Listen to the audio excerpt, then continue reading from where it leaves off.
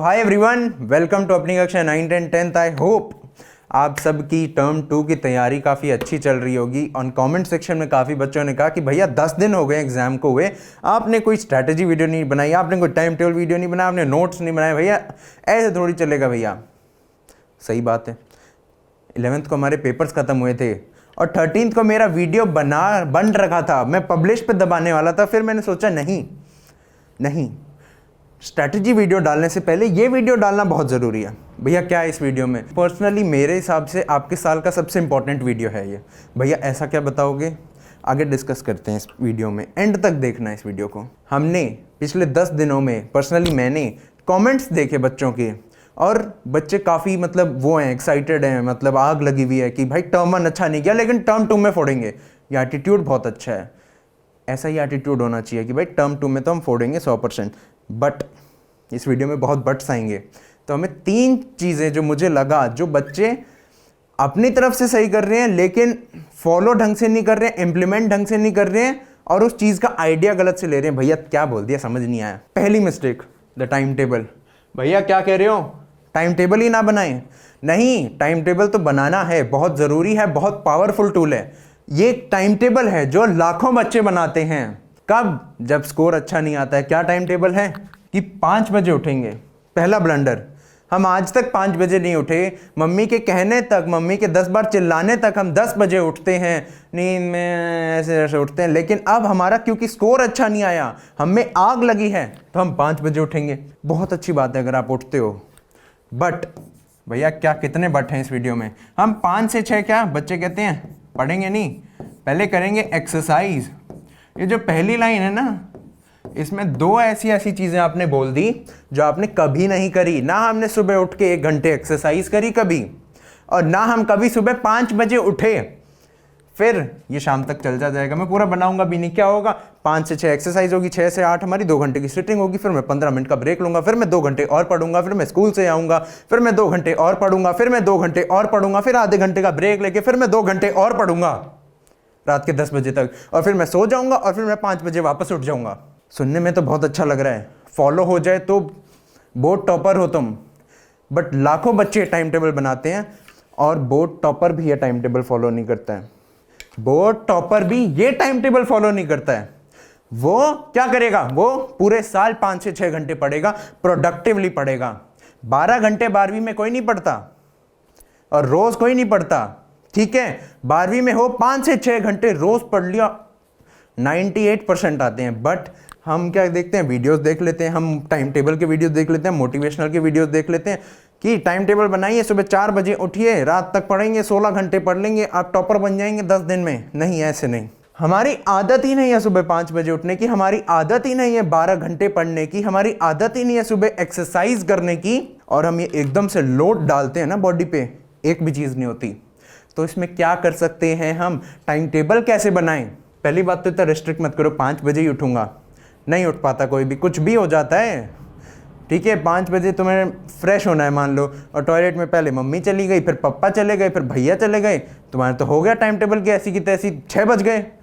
Restrict नहीं करना है। कैसे बनाना है? पहली बात तो मैं मान के चल रहा हूँ कि आप सुबह नहीं उठते, 9 से 10 बजे उठते हो, तो मैं ये करना है कि मैं सुबह जल्दी उठने की आदत डालूंगा। अगर मैं 10 बजे उठता हूँ, मैं 9 बजे उठूंगा।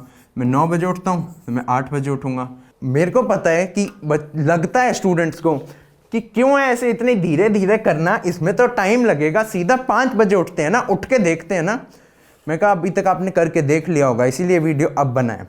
10 दिन में जैसे कुछ बच्चों का टर्म 1 अच्छा नहीं गया, 2 दिन बाद टाइम टेबल की वीडियो देखी, हम तो 5 बजे उठेंगे, 2 दिन बाद फॉलो नहीं हुआ, और फिर वही टर्म 1 के मोड में आ गई, वही गलतियां करने लग गए जो हमने टर्म 1 में की थी। ठीक है, और वही चीज़ टर्म 2 में। इसलिए ये video, strategy video, notes, time table सबसे ज़्यादा इंपॉर्टेंट है। इसमें हमें क्या करना है? धीरे धीरे चीज़ें बोरिंग लगता है लेकिन यही वर्क करता है।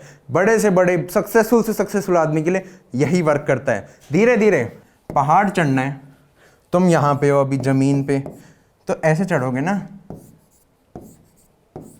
क्या ऐसे छलांग मार दोगे क्या? ऐसे नहीं मार सकते छलांग। धीरे धीरे करना है, बोरिंग प्रोसेस है, टाइम टेकिंग प्रोसेस है, लेकिन वर्क यही करता है।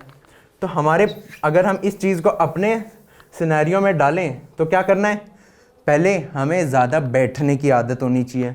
अगर हम 3 से 4 घंटे पढ़ते हैं, क्या करना है, हमें इसको 1 घंटे ऊपर ले जाना है, 2 घंटे ऊपर ले जाना है। 6 से 7 घंटे पढ़ेंगे हम।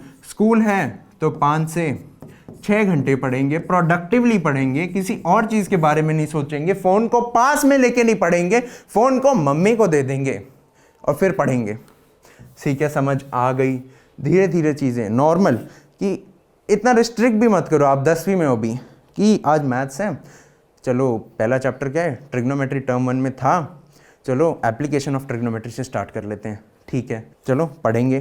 तो टर्म 1 है, टर्म 1 में हमारे ट्रिग्नोमेट्री था, तो चलो मैथ से शुरू करता हूँ, सम एप्लीकेशंस ऑफ ट्रिग्नोमेट्री। ये 3 दिन दे दिया मैंने, चैप्टर देख लिया। चैप्टर ज़्यादा बड़ा नहीं है, छोटा सा है, इतने इतने क्वेश्चन है एनसीईआरटी में, इसको 3 दिन दूंगा मैं। अब उसमें ऐसे मत करो कि ये बुरी चीज़ नहीं है 6 से 8 में ये करना, बट ये फॉलो नहीं होती है। फॉलो कर लो तो बहुत अच्छी बात है, लेकिन आज तक नहीं करी है तो अभी भी नहीं होगी ये चीज़ फॉलो। हमें क्या करना है कि भाई ये ट्रिगो का चैप्टर है, सम एप्लीकेशंस ऑफ ट्रिगो वाला, इसको मैं 2 दिन में करूँगा। ठीक है, हमने 2 दिन दे दिए। तो इसमें अगर आप 5 की जगह 6 बजे भी उठो, 6 की बजे 7 बजे भी उठो, तो आपका शेड्यूल डिस्टर्ब नहीं होगा, आप वो चीज़ शिफ्ट कर सकते हो। ठीक है, तो इसमें क्या करूँगा, पहले मैं एनसीईआरटी जो है थोड़ी सी थ्योरी पढ़ूंगा, वैसे तो इस चैप्टर में थ्योरी ज़्यादा है नहीं, फिर मैं एग्जाम्पल्स करूँगा।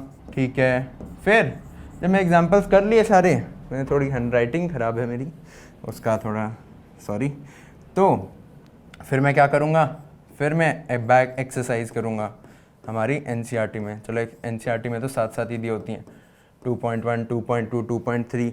फिर मैं कॉन्फिडेंट हो गया अपनी एनसीईआरटी में, तो फिर मैं करूँगा पीवाईक्यूज़।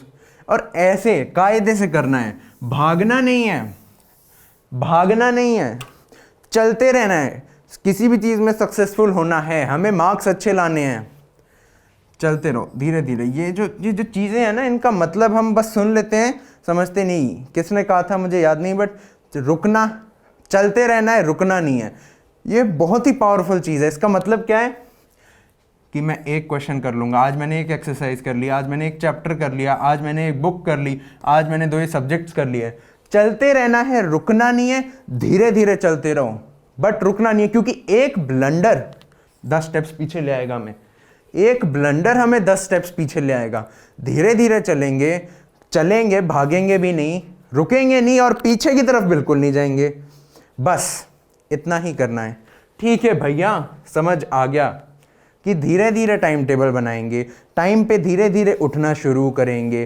5 से 6 दिन लग जाएं, 5 से 6 दिन लग जाएं, 3 से 4 घंटे हैं तो 5 से 6 घंटे पढ़ने की कोशिश करेंगे। फिर दूसरा आता है रिसोर्सेज। रिसोर्सेज में क्या हम गलती करते हैं, टर्म 1 अच्छा नहीं गया, टर्म 2 में आग लगा देंगे।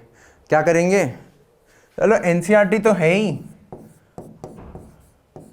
पर एनसीईआरटी से कौन पढ़ेगा, एनसीईआरटी बोरिंग होती है, एनसीईआरटी से तो पेपर आता ही नहीं। सीबीएसई तो एनसीईआरटी से बाहर से उठा के क्वेश्चन फेंकता है। हम तो ये सोचते हैं, तो क्या करेंगे हम, ये जो पतली सी किताब होती है ना एनसीईआरटी की, ये नहीं पढ़ेंगे हम लाएंगे रेफरेंस बुक।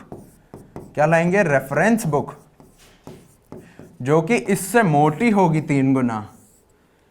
हाँ, अब मजा आ रहा है ना, थोड़ा मोटी किताब हो गई, अब हम पढ़ेंगे। रेफरेंस बुक से भी काम नहीं चलता, फिर हम करेंगे किसी भी पब्लिकेशन की पीवाईक्यू पढ़ेंगे अब हम।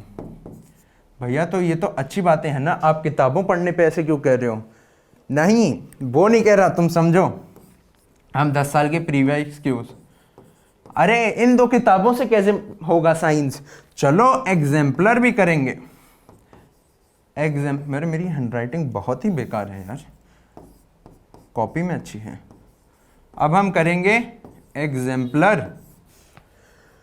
ये किताब करनी थी, हमने इसको तो छोड़ दिया क्योंकि इससे तो क्वेश्चन आते ही नहीं।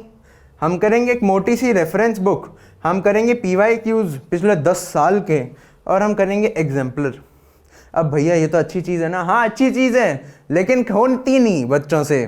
क्या कहते हैं, 12th में हमारी पतली सी एनसीईआरटी होती है, लेकिन बच्चे मोटी सी ऐसा लरोड़ा ले लेते हैं। क्या वो भैया पढ़नी नहीं चाहिए, बिल्कुल पढ़नी चाहिए, लेकिन पढ़ी नहीं जाती है बच्चों से, और स्कोर उसके बिना भी किया जा सकता है। तो हम सबसे आसान तरीका पकड़ेंगे, ठीक है। तो ये चीज़ें नहीं करनी, बट ये आपका पॉइंट बिल्कुल सही है कि एनसीईआरटी पढ़ना थोड़ा बोरिंग लगता है, और अगर मैंने एनसीईआरटी पढ़ भी ली भैया तो पीवाईक्यूज भी तो करने और एग्जाम्पलर भी तो करने हैं। उसके लिए हम हैं, उसके लिए आपके लिए अपनी कक्षा है। नोट्स आ रहे हैं, बहुत मेहनत से बनाया गया है, और नोट्स को कैसे बनाया गया है वो बता देता हूं मैं आपको। आपके नोट्स हैं फॉर एग्जांपल हमारा कार्बन एंड इट्स कंपाउंड्स, क्योंकि अभी इसी के नोट्स हमने एकदम फाइनलाइज कर दिए हैं, तो मैं आपको इसी का बताऊंगा। इसमें बच्चे का ये होता है कि मैं एक बार एक चैप्टर पढ़ लूँ ना, मेरे को समझ आ जाए ना, ये एज अ फीलिंग जो मुझे भी आती थी, इसीलिए हम इतनी किताबों के पीछे भागते हैं कि एक बार मैंने पढ़ लिया ना तो फिर एग्जामिनर कहीं से भी क्वेश्चन उठा के फेंके, मुझसे वो क्वेश्चन नहीं रुकना चाहिए। इस फीलिंग को करने के लिए बच्चा एग्जाम्पलर भी लेता है, एनसीईआरटी भी लेता है, पीवाईक्यूज भी लेता है कि एकदम कंप्लीट हो जाए चैप्टर।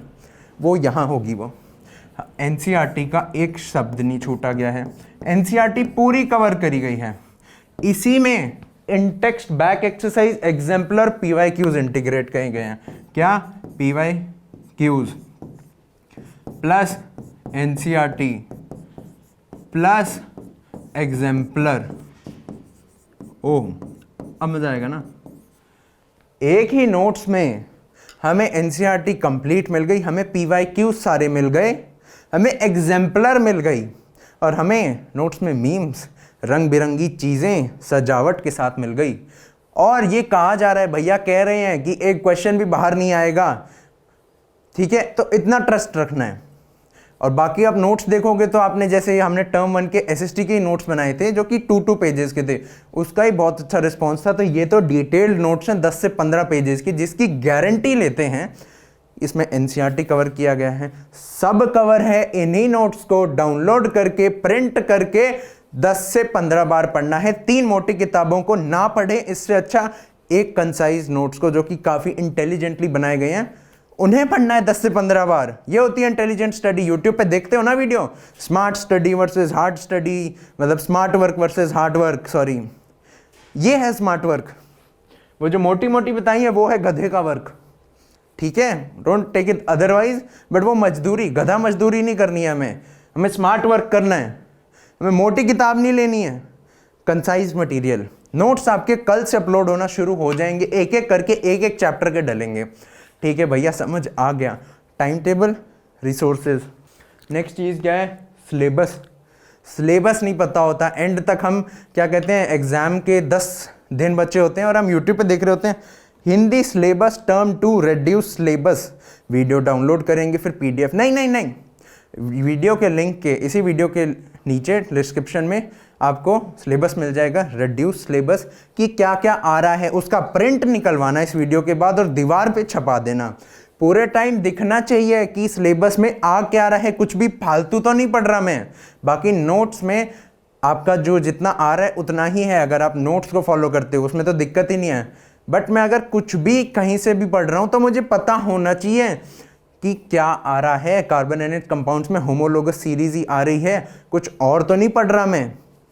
नोट्स आपके उसी हिसाब से बनाए गए हैं, बट सिलेबस का प्रिंट आउट ले लेना, आपका 4-5 पेज का होगा और दीवार में छपवा देना, जिससे पूरे टाइम हमें दिखता रहे इसी में से आएगा तेरा पेपर, इसी में से आएगा टर्म 2 का पेपर। ये 3 चीज़ें सबसे इंपॉर्टेंट हैं।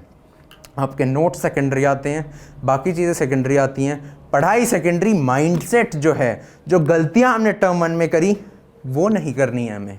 आई होप इस वीडियो से आपकी कुछ हेल्प हुई हो। इस वीडियो को अगर एंड तक देखा है तो रिवाइज कर लेते हैं। टाइम टेबल कायदे से बनाना है, औकात से ऊपर नहीं बनाना। रिसोर्सेज, नोट्स को फॉलो करेंगे, एनसीईआरटी को पढ़ेंगे। बाकी अगर आप नोट्स को फॉलो करते हो तो एनसीईआरटी पढ़ने की भी कोई ज़रूरत नहीं है। नोट्स आपके कल से ही डलना शुरू हो जाएंगे। प्रिपेयर हो गए हैं, लास्ट मिनट चेंजेस हो गए हैं, बस एक बार वो है ना थोड़ी सजावट, इस लाइन को ऐसे अंडरलाइन कर दिया, यहाँ थोड़ा मीम डाल दिया जिससे आपका मन लगा रहे पूरे टाइम, वो सारी चीज़ें हो रही हैं। कल से आपके एसएसटी के नोट्स डलेंगे, आपके बायोलॉजी के नोट्स डलेंगे, आपके केमिस्ट्री के नोट्स डलेंगे, एंड एक नई फैकल्टी को कुछ दिनों में इंट्रोड्यूस किया जाएगा। बायो एंड केमिस्ट्री की बहुत ही प्यारी फैकल्टी हैं, आपकी मैम हैं, और वो आपको पूरा बायो एंड केमिस्ट्री पढ़ाएंगी। एंड मैथ्स के भी आपके लेक्चर शुरू होने वाले हैं। तो हम तो पूरे प्रिपेयर्ड हैं टर्म 2 के लिए, आप हो या नहीं। और जैसे कि आपके भैया कहते ही हैं कि फ़र्क नहीं पड़ता कि आपकी क्लास 1 में कितना है, क्लास 2 में कितना है, क्लास 3 में कितना है, क्लास 9th में कितना है, क्लास 10th के टर्म 1 में कितना है, लेकिन डेडिकेटेड हो, माइंडसेट फॉलो कर रहे हो, सारी चीज़ें कर रहे हो, तो टर्म 2 में तुम फोड़ोगे, टर्म 2 में तुम आग लगा के आओगे। आई होप आपकी इस वीडियो से कुछ हेल्प हुई हो। नोट्स आपके कल से डलने शुरू हो जाएंगे। एक नई फैकल्टी इंट्रोड्यूस करेंगे हम कुछ दिनों में, काफ़ी प्यारी फैकल्टी हैं। तब तक के लिए चलते हैं। See have a good day, bye bye, take care. End term 1 में तो भाई तुम फोड़ोगे, क्योंकि हम आपके साथ खड़े हैं। नोट्स हों, लेक्चर्स हों, सब डलने वाला है इस चैनल पे। तो bye bye, take care, love you all.